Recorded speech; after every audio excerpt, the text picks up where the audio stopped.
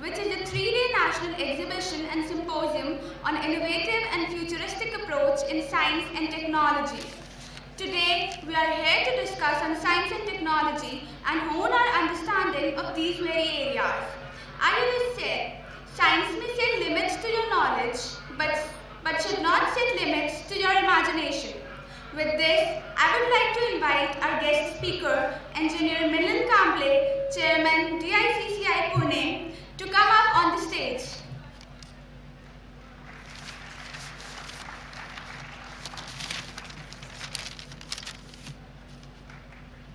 Thank you, sir. Milind Kamble is an Indian entrepreneur and founder of the Dalit Indian Chamber of Commerce and Industry, DICCI.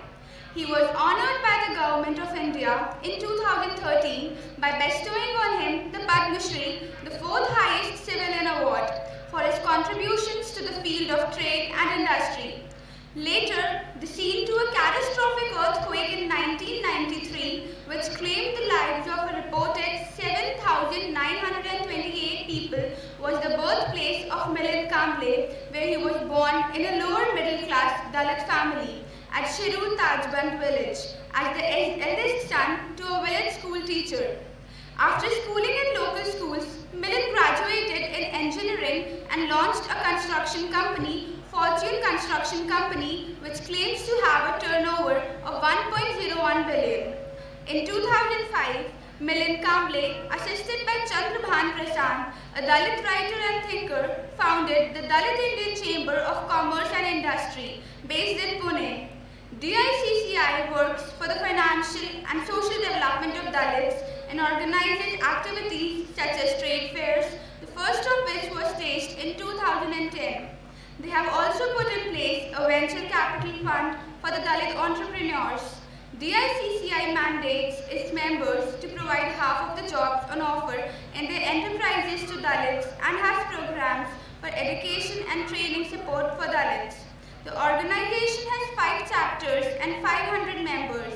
Milind Kamble is the chairman of the DICCI, which he has founded. Besides, he is a member of the planning board of the Indira Gandhi National Open University, IGNOU.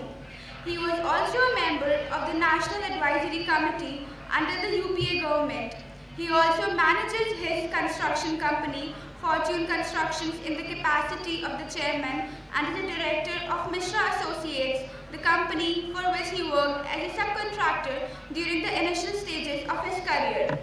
Now, I would like to call Manu Singh Rajput to honor our speaker, Milind G. Sharma. Kamble, sorry.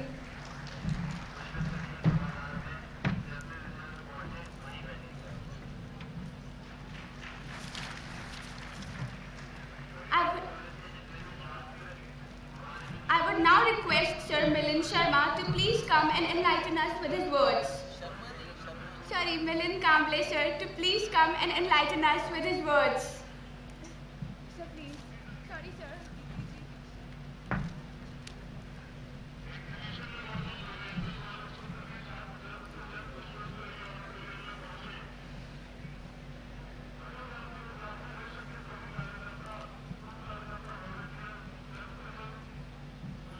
Akhil Bharatiya विद्यार्थी परिषद और अन्य सहयोगी संस्था के द्वारा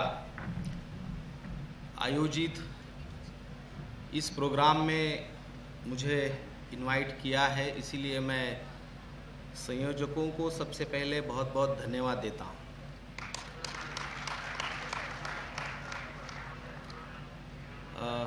मैं भी एक विद्यार्थी परिषद का ही कार्यकर्ता हूँ। जब कॉलेज में था तो I was a student leader that time in engineering college. फिर उसके बाद में मेरा इंजीनियरिंग पूरा होने के बाद मैं पूना में आया और पूना में एक प्राइवेट सेक्टर में लगभग 5 साल मैंने काम किया एज अ जूनियर इंजीनियर, और अलग अलग जो प्राइवेट सेक्टर में जो भी होता है उस हिसाब से मैंने 5 साल काम किया। मैंने ये तय किया था कि मुझे सरकारी नौकरी में नहीं जाना है। देखिए 1987 को मैं पास आउट हो गया इंजीनियरिंग। उस समय मुझे बहुत आसानी से पीडब्ल्यूडी या इरिगेशन में जूनियर इंजीनियर की नौकरी आसानी से मुझे मिल रही थी रिजर्वेशन के माध्यम से, मगर मैंने ये तय किया कि मुझे सरकारी नौकरी में जाना नहीं है और मैं पुणे आ गया। जैसे अभी एक स्टूडेंट जो मेरा परिचय कर रही थी, उसमें उसने कहा कि मेरे पिताजी एक प्राइमरी स्कूल टीचर है, तो उनको बहुत बुरा लगा कि मैं सरकारी नौकरी में नहीं जाना चाहता और मैं सीधा पुणे चला आया। थोड़े पिताजी नाराज़ भी हो गए, मगर मैं उनको कहा कि देखिए मैं पुणे में जा रहा हूँ और कुछ साल में काम करूँगा प्राइवेट सेक्टर में और फिर उसके बाद में मैं मेरा बिजनेस शुरू करूँगा। और वह शुरू हो गया। 1987 इंजीनियरिंग पूरा होने के बाद मैं पुणे आया, 5 साल मैंने नौकरी की और 1992 में मैंने अपनी फॉर्च्यून कंस्ट्रक्शन कंपनी शुरू की और अभी इसको 25 साल पूरे हो गए हैं ये सब बात को। तो मैंने एज ए इंजीनियर कंस्ट्रक्शन के सभी प्रकार के काम मैंने किए। जैसे मेरा जो करियर है वो रेलवे से शुरू किया एज अ रेलवे कॉन्ट्रैक्टर। जो मेरे परिचय में जिस मिश्रा एसोसिएट्स का नाम लिया है उनके साथ मैंने मेरा कंस्ट्रक्शन का करियर शुरू किया एज अ सब कॉन्ट्रैक्टर। मिश्रा जी तो यूपी के रहने वाले हैं, मगर वो मेरे लिए एक गुरु समान है, जिन्होंने मुझे बिजनेस में जो पूरा मार्गदर्शन किया। ये मेरा बहुत सौभाग्य है। तो रेलवे से मैंने काम शुरू किया, फिर महाराष्ट्र गवर्नमेंट में अलग अलग डिपार्टमेंट में हमने पीडब्ल्यूडी, इरिगेशन, अलग अलग डिपार्टमेंट में काम करने के बाद अभी हम लोग रोड्स में सेटल हो गए हैं। जैसे कि आपके मध्य प्रदेश में भी आजकल बीओटी के रोड्स बनते हैं, बिल्ड ऑपरेट एंड ट्रांसफर। उसी प्रकार मैंने भी महाराष्ट्र में कुछ रोड में एज अ कॉन्ट्रैक्टर काम किया है। उसके बाद में मैंने मेरा खुद का एक बीओटी रोड भी है 35 किलोमीटर का, जिस पे हमारा टोल है। और पुणे के अराउंड बहुत सारे जो अच्छे रोड्स है वह भी बनाने का काम हमने किया है। जैसे पुणे से एक नई सिटी बन रही है लवासा, जो आजकल बहुत चर्चा में रहती है। तो उस लवासा सिटी पुणे से 40 किलोमीटर है, बिल्कुल हिली एरिया है। तो उसमें वो भी 40 किलोमीटर का रोड हमने बनाया है and it is the best road around Pune. कभी आप पुणे आएंगे तो ज़रूर लवासा सिटी को विजिट करिए। तो वह रोड और बॉम्बे पुणे एक्सप्रेसवे जो हमारे इंडिया का सबसे बेस्ट रोड है, उसमें भी एज अ सब कॉन्ट्रैक्टर हमने उसमें भी काम किया है। तो लगभग अलग अलग सेक्टर में हमने काम किया है। फिर अभी लास्ट 3 ईयर से हमने गारमेंट सेगमेंट में भी काम करते हैं। यह मेरा सोशल इम्पैक्ट बिजनेस है। इसका क्या मतलब है? तो एक बारामती हमारे यहाँ से 100 किलोमीटर एक तालुका प्लेस है, जहाँ पे एक टेक्सटाइल पार्क है। उस टेक्सटाइल पार्क में हमारा यह गारमेंट का यूनिट है, जिसमें हमने 200 एक रूरल में रहने वाली जो महिलाएं हैं उनको प्रशिक्षित किया है, उनको ट्रेनिंग देके उनको प्रशिक्षित किया है। और वहाँ पे गारमेंटिंग का यूनिट हम लोग चलाते हैं।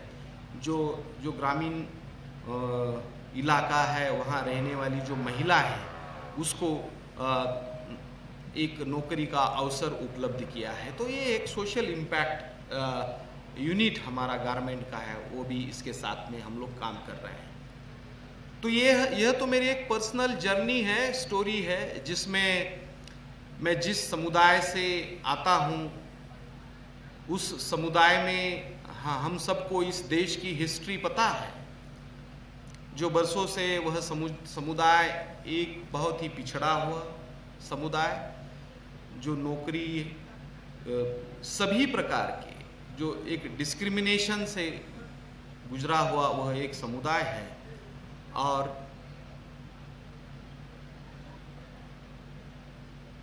मैं उसी समुदाय से आता, यानी कि डिस्पाइट ऑफ ऑल ऑड्स, अभी हमने हमारा जो बिजनेस है जहाँ तक हम लेके आए हैं, लगभग 200 लोगों को हमने मेरे कंस्ट्रक्शन इंडस्ट्री में और 200 लोगों को गारमेंट इंडस्ट्री में हमने एम्प्लॉयमेंट दिया है। और ऑफिस और ऐसे मिला के कुल 450 लोग मेरे फर्म में काम करते हैं। तो यह जो एक मेरे मन में आया कि मुझे कुछ करना है, और उसके लिए मेरे पास तो टेक्नोलॉजी थी। एज अ सिविल इंजीनियर मैं तो बन गया था, एजुकेशन लिया था, मगर आपको एक एंटरप्राइज शुरू करना है, तो वह एंटरप्राइज शुरू करने के लिए आपके पास अनुभव की बहुत आवश्यकता है। देखिए, इंजीनियरिंग में जो हम लोग पढ़ते हैं बुक में वह अलग है, और एक्चुअल में जब फील्ड में हम लोग काम करते हैं वह अलग बात है। तो वह जो एक्सपीरियंस है एक्चुअल मार्केट का, मार्केट कैसे ऑपरेट होता है, लेबर का मैनेजमेंट किस प्रकार होना चाहिए, जो मटेरियल और रिसोर्सेस है वो कहाँ मिलते हैं, वो किस प्रकार मोबिलाइज करना चाहिए, फिनांस कैसे मोबिलाइज करना चाहिए, यह सब चीज़ें जो है जब आप फील्ड में काम करोगे तभी ही वो आपको समझ में आएगी। तो यह सोचकर मैंने 5 साल नौकरी की, और उसके बाद में मैंने मेरा वेंचर खड़ा किया। आज उसको 25 साल हो गए, वह एक अच्छा वेंचर चल रहा है। जब मैं 1987 में जब पुणे आने का निर्णय किया था, तब मेरे पिताजी एक स्कूल मास्टर है, स्कूल टीचर थे, अभी रिटायर हो गए। वो बड़े नाराज हो गए थे मुझसे। उन्होंने कहा कि बेटे का दिमाग तो पागल हो गया है, सरकारी नौकरी मिल रही है उसको अप्लाई नहीं कर रहा है। थोड़े नाराज हो गए थे, मगर मैंने पिताजी को कहा कि देखिए, आपने आपका काम किया है, मुझे पढ़ाने का, मुझे शिक्षा देने का, वह आपने आपका काम पूरा किया है। अभी आगे मेरा कुछ अलग विचार है, तो वो मैं करना चाहता हूं, तो आप इसको परमिशन दे दीजिए। अगर आप परमिशन नहीं दे रहे हैं तो मैं चला जा रहा हूं।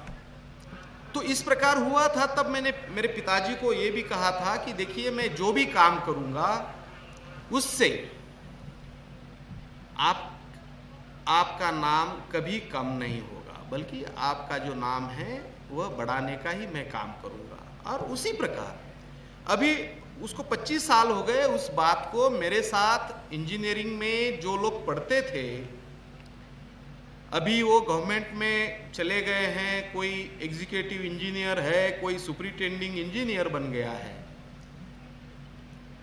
मगर मेरे कंपनी में इस executive engineer, superintending engineer type के 10 लोग काम करते हैं। तो जब पिताजी से मेरी बात होती है तो मैं उनको यही कहता हूं कि देखिए, मैं और एक अच्छी कंपनी ISO 9001 2008 इस टाइप की एक ISO कंपनी, एक अच्छा छोटा सा एक कारपोरेट हाउस टाइप का हम लोग पुणे में चला रहे हैं। इसी को आगे लेकर मैं जब यह मेरा कंस्ट्रक्शन का काम कर रहा था, तब मैंने ये सोचा कि हमें जो दलित समाज है, जो इस देश में सबसे पिछड़ा हुआ एक वर्ग है, उसके लिए भी कुछ काम करना चाहिए।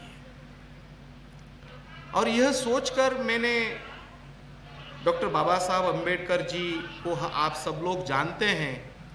वह हमारे देश के उनको हम इस प्रकार पहचानते हैं कि वह हमारे एक देश के कॉन्स्टिट्यूशन के एक निर्माता है, एक दलित समाज के उद्धारक है। इस प्रकार हम बाबा साहब अम्बेडकर जी को जानते हैं। मगर मैं आपको बता दूं कि डॉक्टर बाबा साहब अम्बेडकर यह तो थे ही, मगर he was a basically student of economics. अगर आप देखेंगे तो उन्होंने अमेरिका से जो पढ़ाई की, कोलंबिया यूनिवर्सिटी से एमए किया, पीएचडी की, यह दोनों उनके इकोनॉमिक्स के सब्जेक्ट में उन्होंने की है। उसके बाद में लंदन स्कूल ऑफ इकोनॉमिक्स से उन्होंने डॉक्टर ऑफ साइंस किया, वह भी इकोनॉमिक्स में उन्होंने किया है। जब इंडिया में वो वापस आ गए तो इंडिया में मुंबई में सिडनेहम कॉलेज है, तो उस सिडनेहम कॉलेज में वो इकोनॉमी और सोशियोलॉजी के एज अ प्रोफेसर उन्होंने काम किया है। और बाकी बहुत सारी चीज़ें हैं जो उन्होंने इकोनॉमी के लिए काम किया है। हमारे देश का जो फाइनेंस कमीशन है वह भी उसके जो बेसिक प्रिंसिपल है वो उसी के आधार पर बने हुए हैं। तो यह जब मैंने स्टडी की तो मैंने यह देखा कि एक डॉक्टर बाबा साहब अम्बेडकर जी ने इस देश में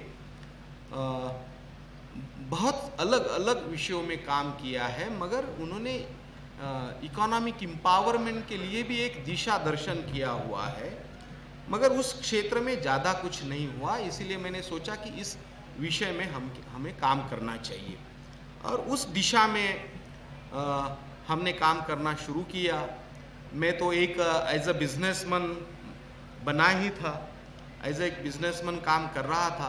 तो मैंने ये सोचा कि देश में इस प्रकार कितने बिजनेसमैन होंगे जो दलित समाज के जो काम कर रहे हैं, तो उनको हम साथ में जोड़ते हैं और उनको साथ जोड़कर कुछ अलग काम करने का सोचते हैं। ऐसा सोचकर हमने काम करना शुरू किया 2005 में और लगभग अभी 2015 10 साल हो रहे हैं। तो 10 साल में हमने यह Dalit Indian Chamber of Commerce and Industry इस नाम का एक फोरम हमने बनाया, जिसका जो मेन एम है, जो स्लोगन है, वह स्लोगन ये है कि be job givers not job seeker, कि हम नौकरी मांगने वाले नहीं बल्कि नौकरी देने वाले बनेंगे।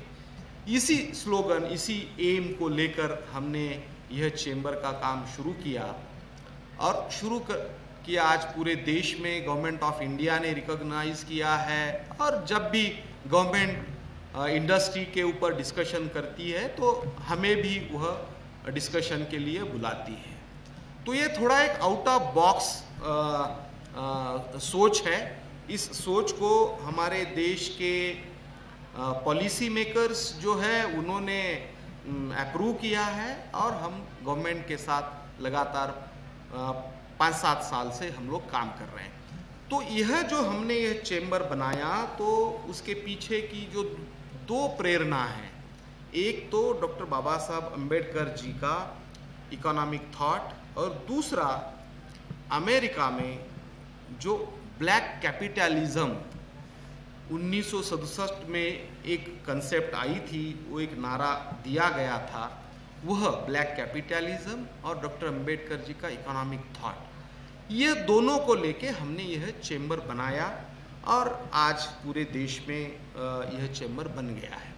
तो हजारों लाखों दलित युवा जो है उसको एक इंस्पायर करने का काम और इंडस्ट्री सेक्टर में आने को प्रोत्साहित करने का काम यह चेंबर हमारा कर रहा है। देखिए, मैं आपको बता रहा था, मैं जिस बैकग्राउंड से आता हूँ, जिस समुदाय से आता हूँ, वह एक पिछड़ा समुदाय है, मगर उस समुदाय से आके भी हमने यहाँ पे एक अपना एक स्थान बनाया हुआ है। तो इसी प्रकार के मैं आपको कुछ उदाहरण देना चाहता हूँ। देखिए, जो समाज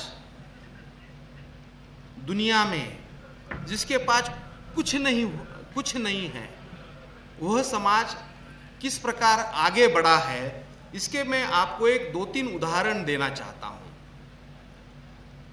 सबसे पहले तो मैं आपको अमेरिका का उदाहरण देना चाहता हूं। ये अमेरिका की हिस्ट्री कितने साल की है? बस ये 400 साल की एक अमेरिका की हिस्ट्री है। 400 साल पहले दक्षिण अफ्रीका से एक पहला शिप जो है वह निग्रो जिसको कहते हैं, अभी उसको अफ्रीकन अमेरिकन कहते हैं, तो उनको भरकर अमेरिका ले गए थे। किस लिए ले गए थे?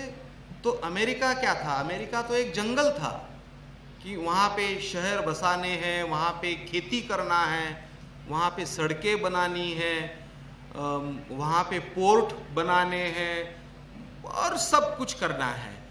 तो इसलिए यह एक ट्रेड चलता था, निग्रो का ट्रेड चलता था, यूरोप में और अमेरिका में शुरू हुआ। तो दक्षिण अफ्रीका से 1609 में एक पहला शिप भरकर अमेरिका चला गया और वहाँ पे जाके जो निग्रो थे उसको स्लेव कहते थे, गुलाम उसको कहते थे। तो वह अमेरिका चले गए और वहाँ पे जाके उन्होंने अमेरिका बनाया। वहाँ की जो सड़कें, वहाँ की जो भी कुछ है, खेती और ये जो सब है, यह जो निग्रो है, जो अफ्रीकन अमेरिकन लोग हैं, उन्होंने यह अमेरिका बनाया वहाँ जाके। अभी उनका जो संघर्ष है वो 400 साल का है। देखिए 1609 में पहला शिप चला गया और ऐसे बहुत सारे लोग चले गए। तो एज अ स्लेव उन्होंने काम किया, फिर उसमें भी थोड़ी शिक्षा आनी शुरू हो गई और वो भी शिक्षित बने, वो भी अलग अलग क्षेत्र में आगे आने लगे। और 1609 के बाद में 2009, लगभग 400 साल के बाद में 2009 में एक बहुत बड़ा अमेरिका के लोगों ने निर्णय किया और एक बराक ओबामा, एक अफ्रीकन अमेरिकन पर्सन, उसको उन्होंने उनका राष्ट्राध्यक्ष चुना। इनका ये 400 साल की हिस्ट्री है, संघर्ष है, उसमें उसी समुदाय में का एक आदमी जो है वह अमेरिका का राष्ट्राध्यक्ष बनता है। यह बहुत बड़ी बात है। मेरे एक मित्र है, इंडियाना यूनिवर्सिटी में प्रोफेसर है, प्रोफेसर ब्राउन। वो इंडिया आते रहते हैं। हम ब्लैक कैपिटलिज्म, ब्लैक हिस्ट्री, उसके बारे में बहुत सारा अध्ययन, डिस्कशन होते रहता है। तो वो इंडिया आए थे प्रोफेसर ब्राउन। तो उनको मैंने पूछा कि प्रोफेसर ब्राउन, ये मुझे बताइए कि यह कैसे पॉसिबल हुआ, one black man in white house. तो उन्होंने मुझे बताया कि मिलिंद ऐसा है, देखिए 50 साल पहले, ये 2009 में बराक ओबामा अमेरिका के अध्यक्ष बने, तो प्रोफेसर ब्राउन मुझे बता रहे थे कि इसके 50 साल पहले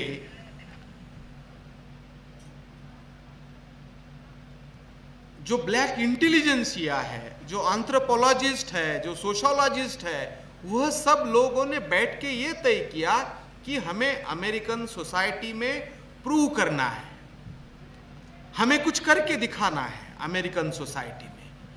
जब भी रास्ते में एक ब्लैक और एक वाइट बच्चा अगर लड़ता है, फाइटिंग करता है, तो उसमें नेचुरली जो ब्लैक बच्चा है वो भारी पड़ता है वाइट बच्चे के ऊपर।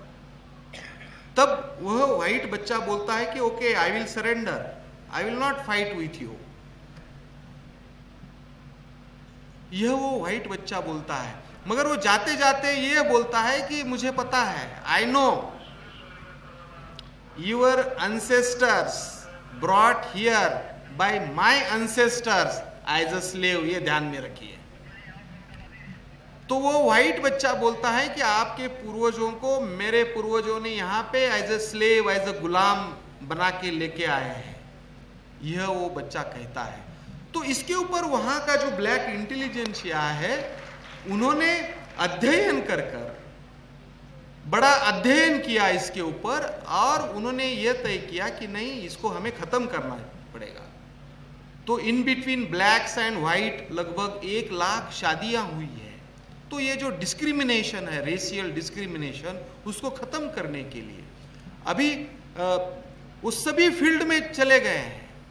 अभी आप कौन सा भी फील्ड ले लीजिए अमेरिका में, अभी टेनिस, उसमें का विलियम और बाकी बहुत सारी जो वुमेन्स है वो टेनिस प्लेयर्स बन गई है। आप एथलेटिक्स में देखिए, एथलेटिक्स में भी सभी जो ब्लैक्स हैं वही आपको दिखेंगे। हॉलीवुड में देखिए, हॉलीवुड में भी बहुत सारे ऐसे ब्लैक स्टार्स आपको दिखेंगे, हेल बेरी से लेके जॉर्ज वॉशिंगटन से लेके स्मिथ से लेके बहुत सारे ये लोग। तो एक मेरे मित्र है आमिर खान, जो हमारे दोस्त है, तो उनसे जब हमारी बातें होती है तो मैंने उनको कहा कि मैं इंडियन फिल्में ज़्यादा देखना पसंद नहीं करता हूँ। तो वो मुझे कहने लगे कि ये ऐसा क्यों है, क्योंकि मैंने कहा कि इंडियन फिल्म में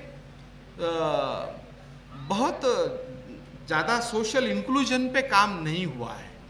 तो इसका मतलब क्या है, ऐसे मेरे मित्र आमिर खान ने पूछा। तो मैंने उनको कहा कि इसका मतलब ये है, जिस प्रकार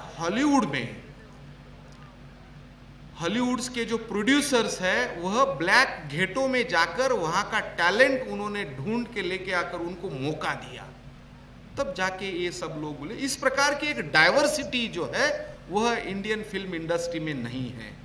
तो इस प्रकार की जो बातें हैं वो सब सेगमेंट में आगे आए और उस प्रकार वो बिजनेसेस में भी आगे आए। तो मेरे मित्र ब्राउन प्रोफेसर बता रहे थे कि Milind, there are thousands of business Obamas, that's why one Barack Obama in a White House। तो यह एक हिस्ट्री है उसकी, अमेरिका की 400 साल का उस समुदाय का एक संघर्ष है, और वो संघर्ष के बाद में वो भी आज एंटरप्राइजेस में आए हैं। जिस प्रकार हमारा जनरल सेंसस होता है उसी प्रकार अमेरिका का भी एक जनरल सेंसस होता है, और उस जनरल सेंसस के हिसाब से अमेरिका में लगभग जीडीपी में 10% कंट्रीब्यूशन जो है वो ब्लैक ओन बिजनेसेस से आता है। इतना वह समाज समुदाय आगे बढ़ा है, ताकि उनके जीवन में बहुत सारा संघर्ष रहा हुआ है। आपको मैं दूसरा उदाहरण देता हूं। हमारे देश में जो एक पारसी कम्युनिटी है, ये कहाँ से आई पारसी कम्युनिटी? ये पर्सिया से आई। पर्सिया यानी ईरान, वहाँ से यह कम्युनिटी हमारे देश में आई 200 साल पहले लगभग। तो उनको कोई लैंग्वेज आती नहीं थी उस समुदाय को। वो नवसारी में, गुजरात में फर्स्ट टाइम आई। वहाँ का जो किंग था वो उनको जगह देने के लिए भी तैयार नहीं था। फिर भी वो लोग आए यहाँ पे आकर उन्होंने छोटे छोटे बिजनेसेस, ट्रेडिंग से शुरू किया। और आज आप अगर देखोगे तो वह यह जो देश की जो पारसी कम्युनिटी है हमारे देश में रहती है, टाटा से लेके गोदरेज से लेके और बहुत सारे जो ये जो लोग हैं वो बड़े बड़े कारपोरेट हाउसेस चलाते हैं, इंडस्ट्री चलाते हैं, और हमारे देश के इकोनॉमी के एक ग्रोथ इंजन इस टाइप का यह एक समुदाय काम करता है। यह तो हो गया बाहर का। हमारे देश का बारे में हम अगर चर्चा करेंगे तो मैं आपको ये बताना चाहूँगा कि राजस्थान जो है हमारे दुनिया का एक बड़ा डेजर्ट में आता है, और सबसे ज़्यादा लोग रहने वाला डेजर्ट अगर किसे कहते हैं तो वो राजस्थान को कहते हैं। राजस्थान में तो 45-50 डिग्री तक टेम्परेचर होता है, रेत हॉट एकदम, बरसात इतनी कम आती है, लोगों को पीने के लिए पानी नहीं मिलता है। तो एक जीने के लिए उस लोगों के जीवन में एक बहुत बड़ा संघर्ष था। कभी एक बार वहां पे बारिश आई तो उस गांव का नाम बाड़मेर इस टाइप का हो गया। तो यह एक बड़ा संघर्ष उस लोगों के जीवन में था। तो वह समुदाय जो है देश के अलग अलग हिस्से में चला गया, और आप आज अगर देखोगे तो वह समुदाय वहाँ की इंडस्ट्री, वहाँ की इकोनॉमी वो चला रहा है, और बहुत अच्छी तरह से चला रहा है। तो मैं ये आपको इसलिए बता रहा हूँ। देखिए, और एक बात मैं आपको बताता हूँ। जब इंडिया पाकिस्तान जब बना और वहाँ से जो सिंध जो सिंधी लोग जो है, सिंधी समुदाय जो वहाँ से माइग्रेट हुआ, क्या था उनके पास? कुछ भी नहीं था उनके पास। वो आए पूना में, ऐसे बहुत सारे हर शहर में आपको मिलेंगे। तो जब मैं वहाँ पे हमारा जो कैंप एरिया है वहाँ पे मैं जा रहा था, तो कुछ नाम इस टाइप के हैं कि ये पतरा वाला, ये बाटली वाला, इस टाइप के नाम। मैं उस दुकान में जाके उनको पूछा कि भैया ये पतरा वाला नाम आपका क्यों रखा गया है, या बाटली वाला इस टाइप का नाम आपका क्यों है? तो उन्होंने मुझे ये बताया कि देखो भाई साहब, हम जब पार्टीशन के बाद जब इंडिया आए तो हमारे पास कुछ नहीं था करने के लिए, ना घर, ना जमीन, ना पैसा, ना कुछ नहीं। फिर हमने जो मिलता है वो काम हमने शुरू किया। हमने वो जो जिसको क्या कहते हैं, जो बाटली यानी कि वो जो कांच की बोतल जो होती हैं वो इकट्ठा करने का हमने काम शुरू किया। इसीलिए लोग हमें वो बाटली वाला इस नाम से जानने लगे। जो पतरा का काम हमने करने शुरू किया तो हमें पतरा वाला लोग कहने लगे। तो इस प्रकार दुनिया में जो अलग अलग समुदाय है, जिनके जीवन में बहुत संघर्ष रहा है, जीने के लिए संघर्ष रहा है, वह समुदाय माइग्रेट हुआ, उनके पास कुछ नहीं था। वह समुदाय आज वह एक प्रगति के ऊपर है। वह समुदाय इंडस्ट्री में और अलग अलग सेक्टर में एक बहुत अच्छा काम कर रहा है। तो मैं ये आपको इसीलिए बता रहा हूँ बच्चों कि देखिए, ऐसे कुछ नहीं है मेरे पास धन है, मेरे पास धन नहीं है तो मैं किस प्रकार आगे बढ़ूँ, मुझे सफलता मिलेगी नहीं मिलेगी, यह जो सवाल हमारे मन में जो रहते हैं। तो इसलिए मैं आपको बता रहा हूं कि यह जो 4-5 समुदाय दुनिया के, एक समाज जो है वह जिसके पास कुछ नहीं था, वह समाज भी उनकी इच्छा शक्ति, काम करने की मेहनत जो करेगा वह आगे बढ़ेगा, यह दर्शाता है। इसीलिए मैं आपके साथ यह बातें, 2-4 जो बातें हैं मैंने आपके साथ शेयर किया, और मेरा खुद का भी जो एग्जाम्पल है। और इस प्रकार के बहुत सारे हमारे जो उद्यमी हैं दलित समाज से आते हैं, लगभग 1 करोड़ के आसपास इस देश में दलित समाज के उद्यमी हैं, जिसका हम लोग चेंबर चला रहे हैं। और वह बहुत इस प्रकार की बैकग्राउंड से आते हैं जिसके पास कुछ नहीं था, और वह लोग आके भी उन्होंने बहुत अच्छे बिजनेसेस खड़े किए हैं और वह एम्प्लॉयमेंट जनरेट कर रहे हैं, इंडियन इकोनॉमी में कंट्रीब्यूट कर रहे हैं। यह बातें आपके साथ मुझे शेयर करनी थी और आप सब ने सुना, इसलिए thank you very much.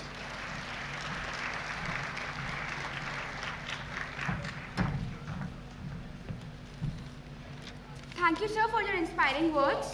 Now we have with us our chairperson, Professor Piyush Trivedi, sir, Vice Chancellor, RGPV.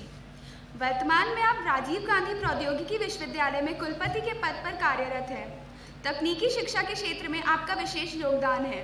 अब मैं आग्रह करूंगी पूनम जी गुप्ता से कि वह प्रोफेसर पीयूष त्रिवेदी सर को पुष्पगुच्छ से सम्मानित करें।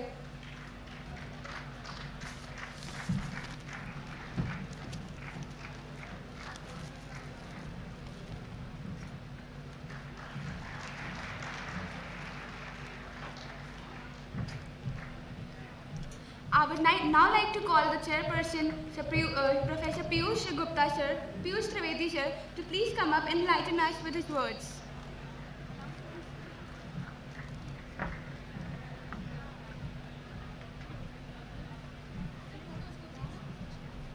आज के इस कार्यक्रम के मुख्य वक्ता मिलिंद जी,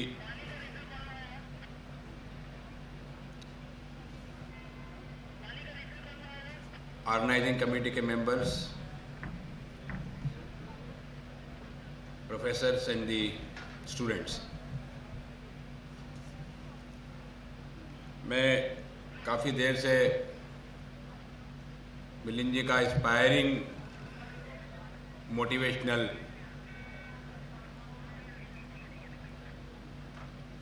लेक्चर सुन रहा था और सीख रहा था और समझ रहा था। कि आपको भी क्या इस पर्टिकुलर बात से क्या सीख मिलती है।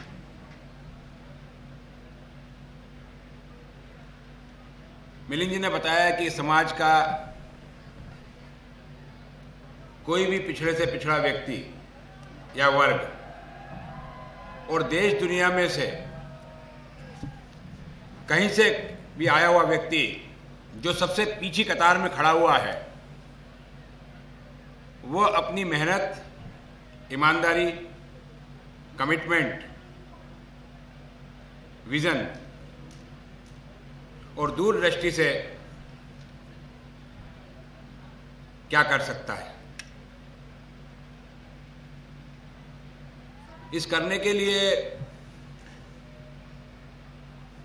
बहुत तरह के उदाहरण भी दिए गए और इन उदाहरणों के ऊपर से मुझे जो एक बात बहुत इंपॉर्टेंट लग रही है और जो इस समय माननीय प्रधानमंत्री जी का हमारे पूरे देश से और पर्टिकुलरली युवाओं से और उसमें भी पर्टिकुलरली जो इंजीनियर्स हैं उनसे एक अपेक्षा की जा रही है, वो अपेक्षा है मेक इन इंडिया और मेड इन इंडिया की। मिलिंद जी ने आपको बताया कि एंटरप्रेन्योरशिप का गुर करके आदमी कैसे एम्प्लॉयमेंट जनरेट करता है और ये कार्य आप में से कोई भी व्यक्ति कर सकता है। उससे ऊपर की बात जो मेरी समझ में आई कि जो यहाँ सब बैठे हैं वो सब ये कार्य कर सकते हैं। आपको अगर आप बड़ी बात समझेंगे और रोज अखबार पढ़ते हैं और क्योंकि इंजीनियरिंग के छात्र हैं तो आपने देखा होगा कि जो हम एम्प्लॉयमेंट जनरेट कर रहे हैं, जितने लोगों को एम्प्लॉयमेंट मिल जाता है वो मोस्टली सर्विस सेक्टर के अंदर मिलता है, सॉफ्टवेयर इंडस्ट्री या बैंकिंग सेक्टर या सर्विस सेक्टर के अंदर जो आते हैं। और जीडीपी भी हमारा जो कंट्रीब्यूट करता है 65% कंट्रीब्यूशन सर्विस सेक्टर का है। माननीय प्रधानमंत्री जी ने कहा कि हमारा पिरामिड उल्टा चल रहा है, उस पिरामिड के अंदर हमें मैन्युफैक्चरिंग सेक्टर को कहीं ना कहीं जगह बनानी पड़ेगी। मैन्युफैक्चरिंग सेक्टर में आज की तारीख में हमारा जो जीडीपी बोलते हैं उसका कंट्रीब्यूशन लगभग 15 से 17% है। उस 15 से 17% को हमें तत्काल प्रभाव से कहीं ना कहीं 25% से 25% तक पहुंचाना जरूरी है। उस 25% तक पहुंचाने के लिए दो तरह की चीजें आना जरूरी है और मैं पूरी की पूरी धारणा जो मिलिंद जी ने की है, बात कही है, उसी के ऊपर से अपनी बात को आपको बताने का दूसरा पहलू बताने की कोशिश कर रहा हूं। इस 25% को ले जाने के लिए दो चीजों को समझना जरूरी है, क्योंकि आप इंजीनियरिंग के स्टूडेंट्स हैं, आप टेक्नोलॉजिस्ट हैं। एक तो तकनीक का आना, तकनीक को समझना, तकनीक को सीखना, इनोवेशंस करना, इनोवेटिव आइडिया जनरेट करना, और दूसरा इस देश की, इस दुनिया की इकोनॉमी को समझना।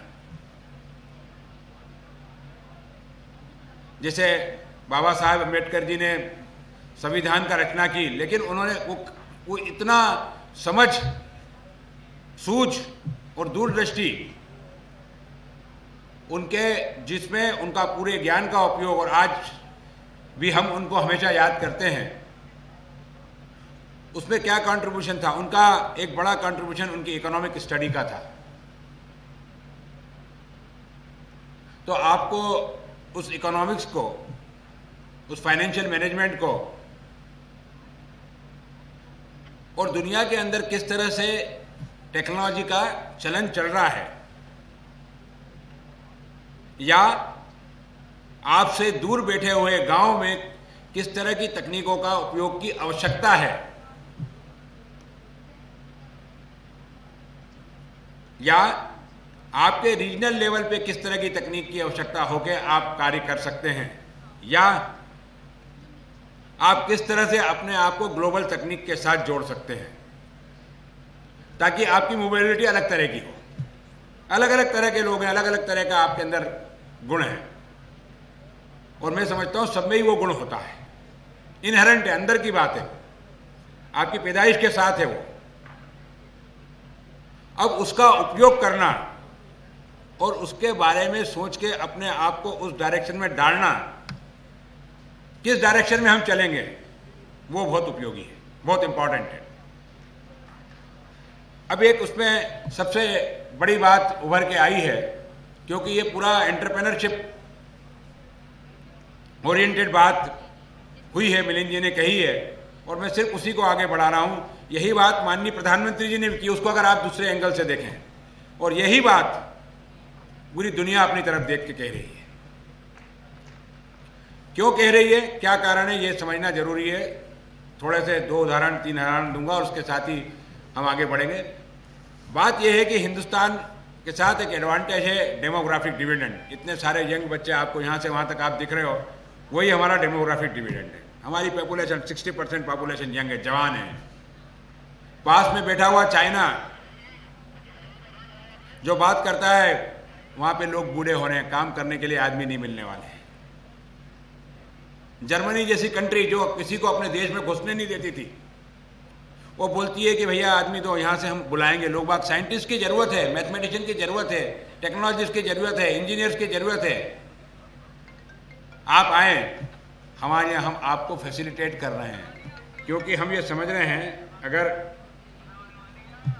वो ये समझ रहे हैं कि अगर ये बूढ़े लोग हैं तो ये हमारे काम नहीं आने वाले, आगे एक लेवल के बाद इनका उपयोग जिस सेक्टर में हम करना चाहते हैं। आपने देखा जर्मन की मशीन बहुत स्ट्रांग होती है, फेमस, बिल्कुल जर्मन मशीनरी, जर्मनी टूल्स। अगर उनको आगे बढ़ाना है और उस टेक्नोलॉजी के साथ लोगों को ट्रेन करके उस माइंडसेट को बनाना है, तो उनको जरूरत है। आज हमारे यहाँ जब इतनी सारी यंग पॉपुलेशन है, जब 2.5 या 3 लाख जॉब इंजीनियरिंग में हमारे निकल रहे हैं, उस मोमेंट के ऊपर 3 lakh jobs, 3.5 lakh job, 15 lakh engineer, और इस महीने से मिलिंद जी का ये उद्बोधन आपको प्रेरित करेगा कि अगर हमें आने वाले समय में make in India, made in India जो भारत सरकार की पॉलिसी भी है, वो उसके साथ मैच कर रहा है, उसके साथ कोलाइड कर रहा है, उसको कैसे अचीव करेंगे, उसको अचीवमेंट क्या कैसे हो सकता है। मेरे दिमाग में कुछ दिनों से इसी बारे में एक द्वंद्व चल रहा है। ये बात तो तय है कि हम 15 लाख को नौकरी तो नहीं दे पाएंगे, और 15 लाख सब अगर नौकरी करेंगे तो नौकरी देने वाला कौन? क्या सिर्फ ये कारपोरेट वर्ल्ड ही नौकरी देगा, या मध्यम, छोटे और मध्यम श्रेणी के उद्योग भी कुछ इस तरह की तूफान और आंधी लाएंगे जिसमें ये देश पूरी दुनिया का मैन्युफैक्चरिंग का हब बन जाएगा?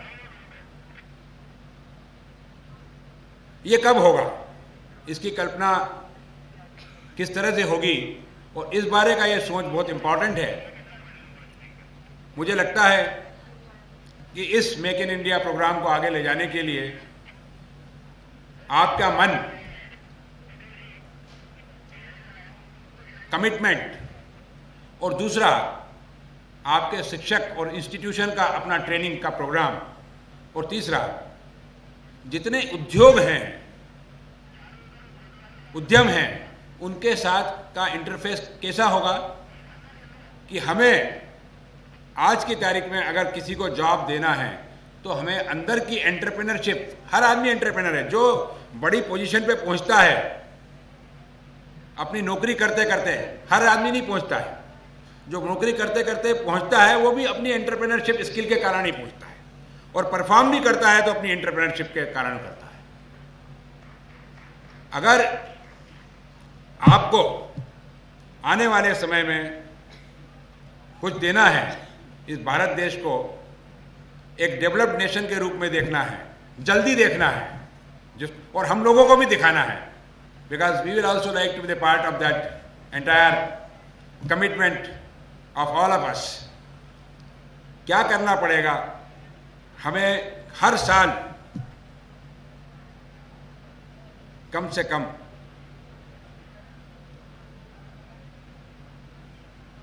50 लाख लोगों को, मैं कह रहा हूं 50, मैंने आंकड़ा कैलकुलेट किया कि हम कैसे नौकरी देंगे, हम क्या कर सकते हैं। कॉर्पोरेट वर्ल्ड तो बहुत बढ़ जाएगा। हमारा गांव का विकास भी होना जरूरी है, वो भी हमारे एजेंडे के अंदर है, वो सबका एजेंडा है। हम सब जने चाहते हैं यहाँ से 10 किलोमीटर अगर दूर चले जाए तो हमको देश ये गांव 15 किलोमीटर दूर भोपाल सही का ही दिखे। कौन नहीं चाहेगा? हम सब चाहेंगे, तभी तो डेवलप्ड नेशन बनेगा। ये तब होगा, और आप सबको जॉब और वेजेस उसके हिसाब से तब मिलेंगे जब 50 लाख लोग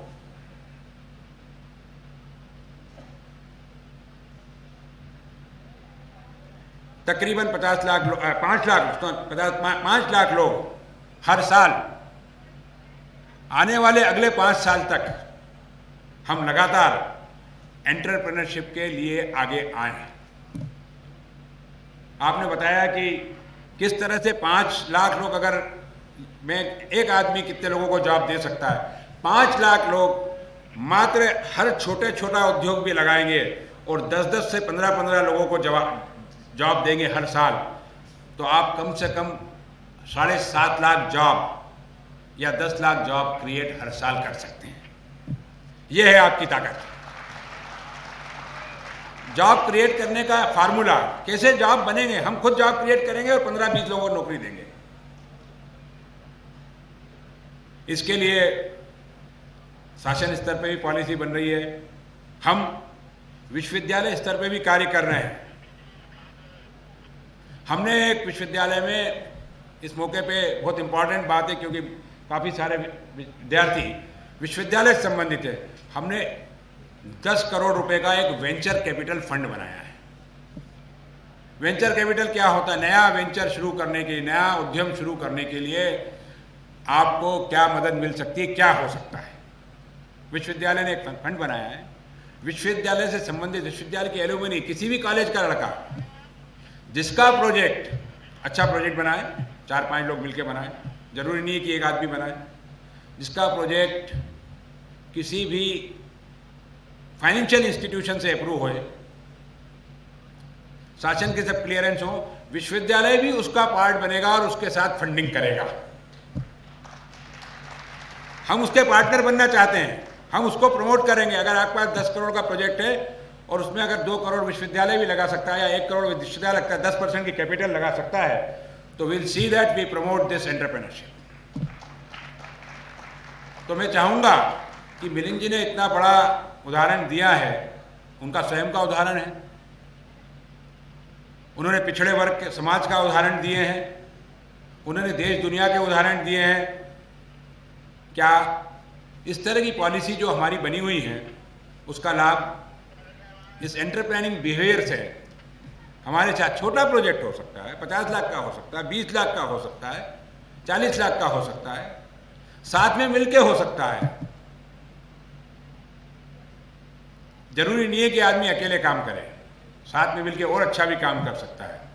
तो इस समय ये एक बहुत बड़ी आवश्यकता है, ये आपकी स्वयं की आवश्यकता है खुद के लिए जॉब जनरेट करने के लिए, ये आपकी स्वयं की आवश्यकता है कि आप दूसरों को भी एम्प्लॉयमेंट दें, और ये हमारा कर्तव्य भी है इस देश के नागरिक होने के नाते कि हम ऐसा कुछ करें जिससे पूरे समाज का भला हो।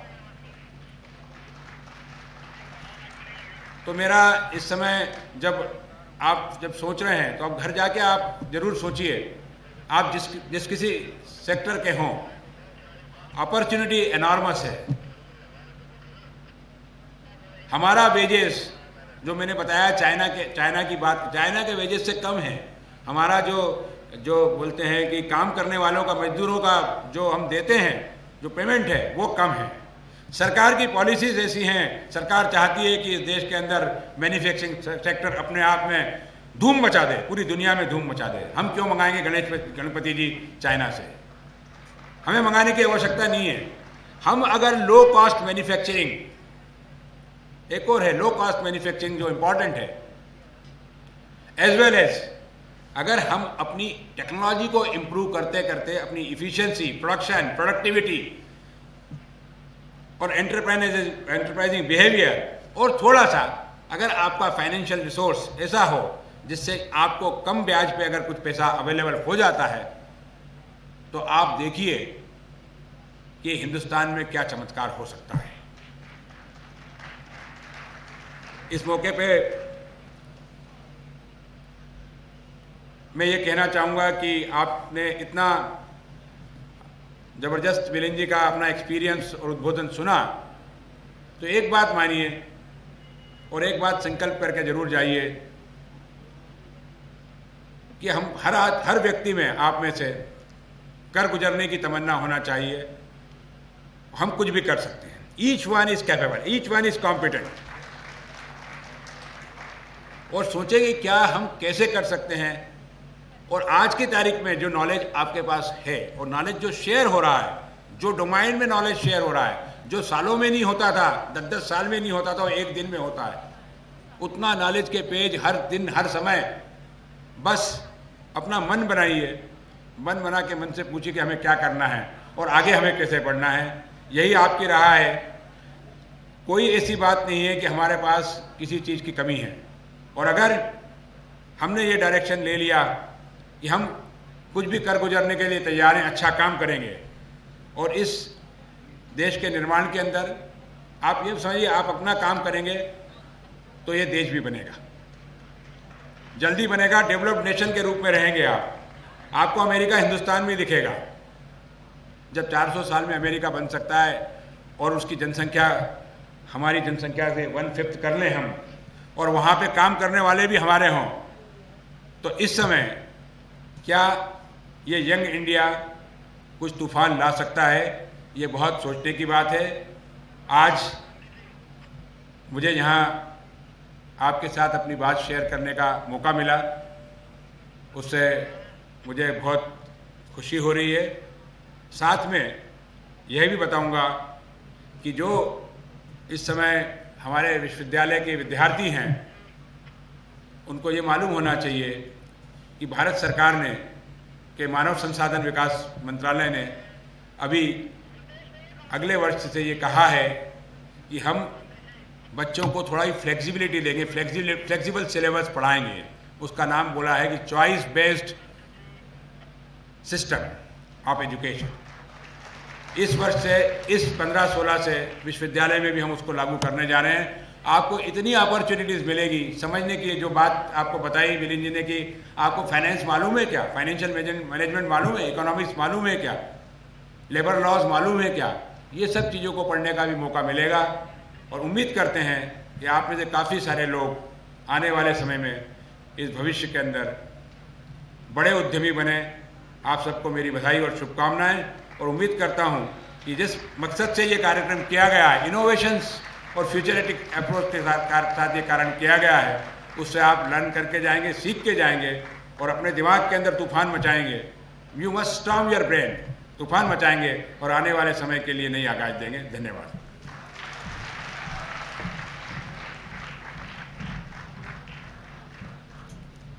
Thank you, sir, for your inspiring and guiding words. I would now like to call Dr. Manoj Arya, sir, Assistant Professor Manik, to present Milind Kamble, sir, with the memento.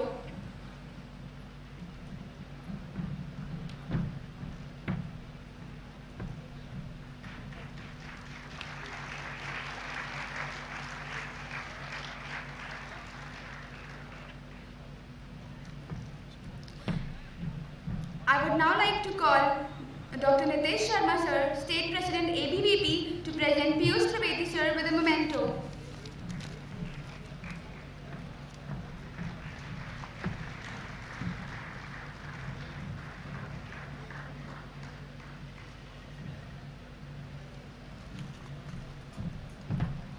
sir. I would now like to call Sushmita Haldar to present the vote of thanks.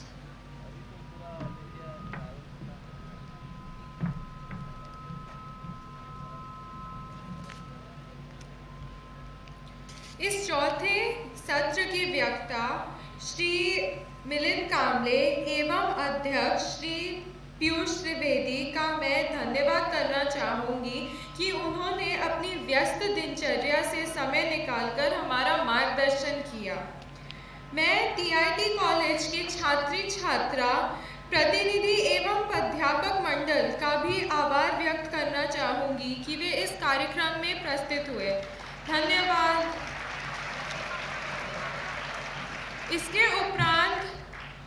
इसके उपरांत राष्ट्रीय गीत वंदे मातरम प्रस्तुत किया जाएगा। आप सबसे निवेदन है कि आप अपने स्थान पर खड़े हो जाएं।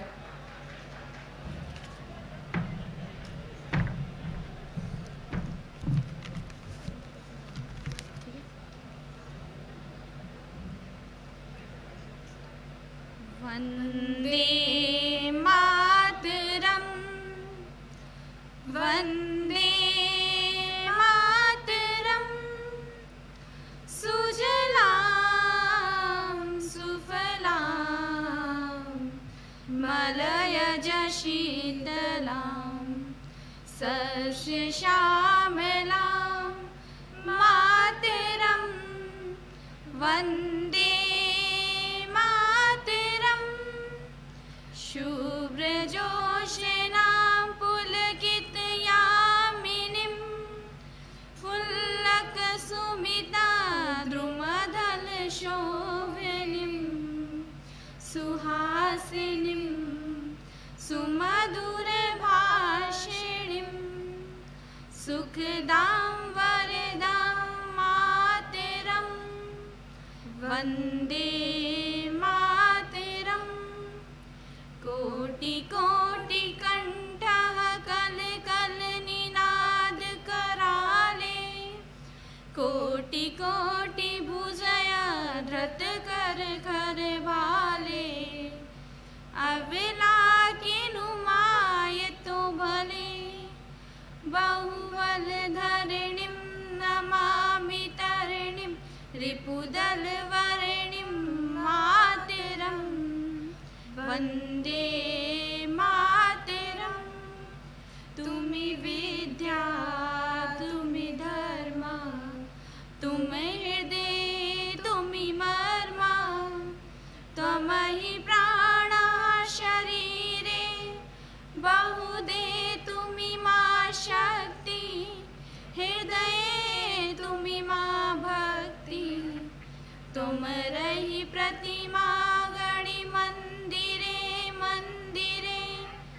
मातरं वन्दे मातरं त्वमहि दुर्गा दश पहरण धारिणीं कमला कमलदल विहारिणीं वाणी विद्यादायिनीं